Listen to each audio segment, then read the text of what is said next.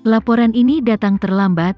Kenzie benar-benar patah hati karena dia tidak mendapatkan laporan ini saat Alexa sedang difitnah. Membuatnya melewati begitu banyak kesakitan dan penderitaan. Alexa menatap kosong sesaat sebelum menggelengkan kepalanya. Tidak pernah terlambat untuk sebuah kebenaran. Skandal pemanjat ranjang dimulai oleh Siren. Namun, sejumlah besar dari anti-fans dan yang melakukan pemasaran atas skandal ini dibuat oleh orang-orang dari Dirgantara Entertainment. Manajernya, Chelsea Emilia, punya rencananya sendiri.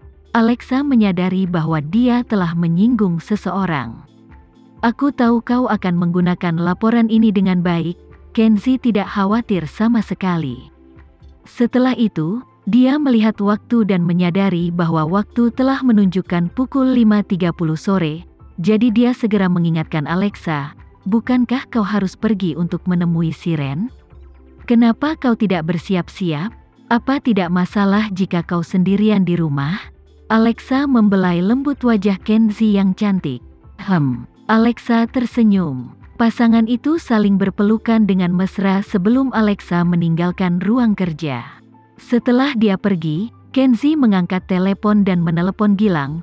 Pastikan tidak ada wartawan atau bahaya tersembunyi di dalam dan sekitar Lonaria Hotel. Juga, Lang, mungkin kau perlu sedikit lembur. Presdir, apa kau ingin? Tentu saja aku ingin mendukung istriku secara pribadi. Langit malam Jakarta dipenuhi oleh bintang yang berkelap-kelip. Karena dia sudah beberapa hari tidak meninggalkan kamarnya, Siren menatap langit dengan bersemangat. Sejak aborsinya, tubuhnya sangat lemah. Demi bersembunyi dari media, dia bahkan tidak punya kesempatan untuk melakukan pemeriksaan di rumah sakit. Tentu saja, dia juga tidak punya uang. Tunggu sampai aku mendapatkan kembali pekerjaanku. Aku akan membeli rumah yang mewah.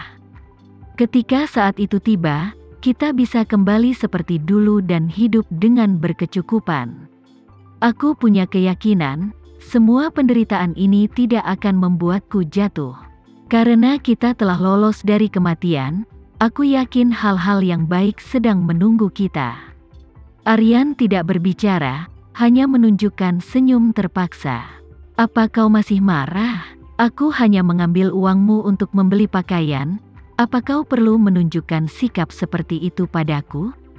Aryan tetap diam. Uang itu diberikan oleh Alexa sehingga dia bisa membawa putrinya ke dokter.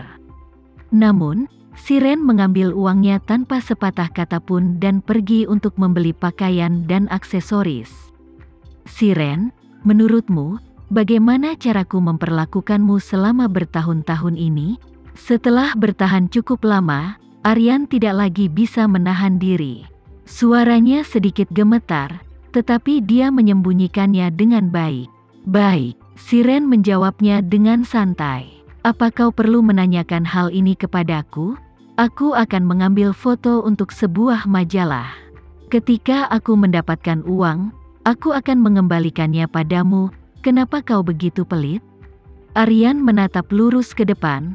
Tenggorokannya terasa kering dan terbakar. Akhirnya Aryan mengerti perbedaan antara Siren dan Alexa.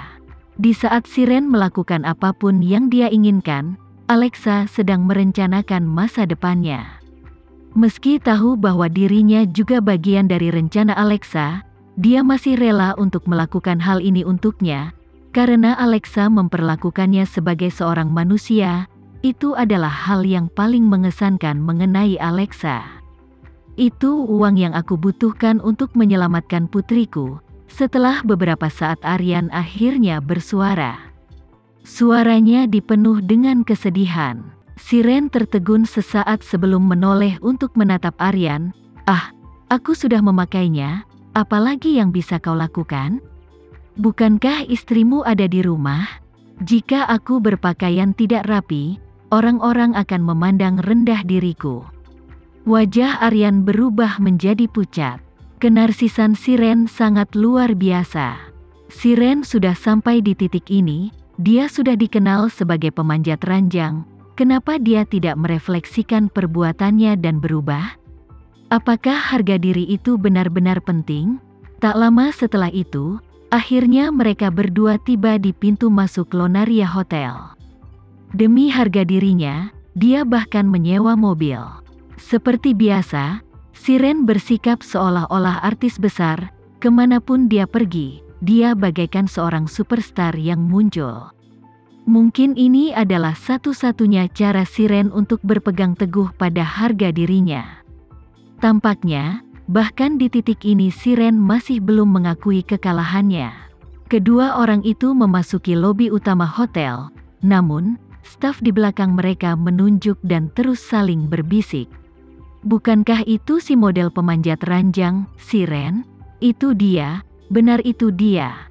Luar biasa, dia baru saja melakukan aborsi dan dia sudah mulai mencari target berikutnya. Sepertinya ada hal baru untuk digosipkan.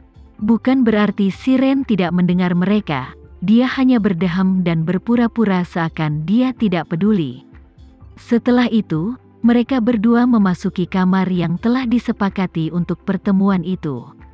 Namun, sejak awal Siren memasuki ruangan, dia telah menunggu selama 2 jam.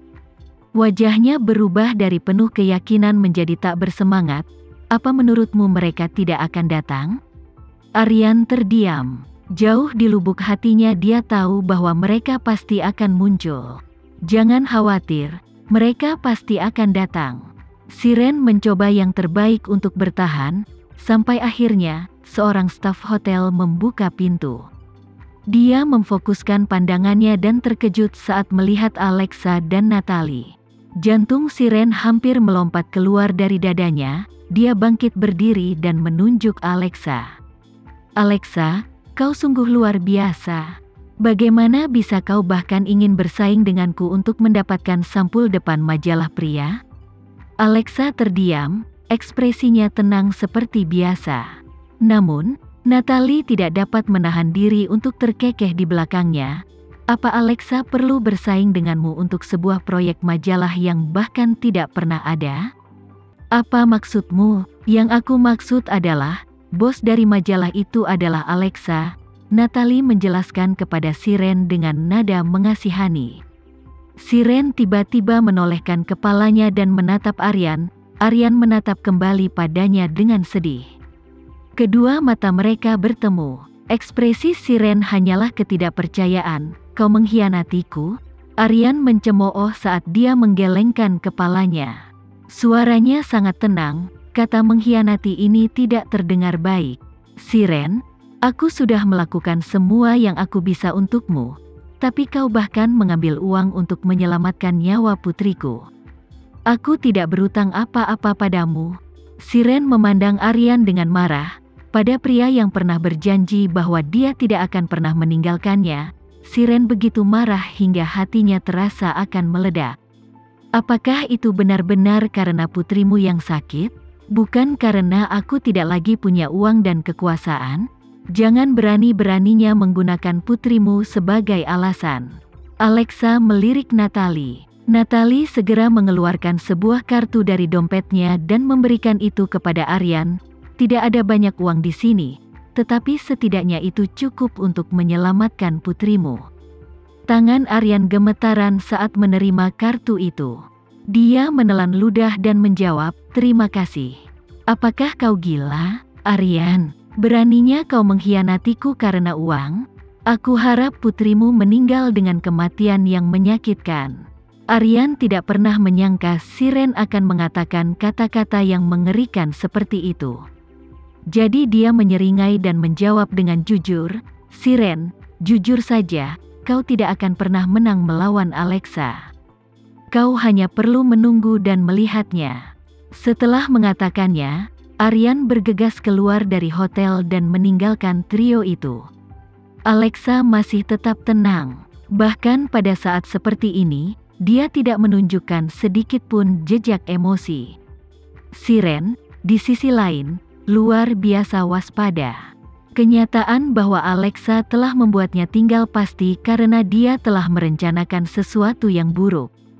Jadi Siren segera melihat ke sekeliling, takut akan ada kamera tersembunyi atau perekam suara. Alexa, Apa yang ingin kau lakukan denganku?